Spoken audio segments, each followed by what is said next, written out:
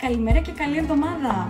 Αρχίζω την εβδομάδα έχοντας φανταστικά νέα. Διοργανώνω ένα retreat 26 με 30 Οκτωβρίου και χθες έκανα μία αναγνωριστική μονοήμερη εκδρομή με τον Γιώργο, ο οποίος είναι το παιδί που θα μας κάνει τα μαθήματα Tai Chi και Qigong. Οπότε πήγαμε να ελέγξουμε τη δουλειά, η οποία είναι φανταστική.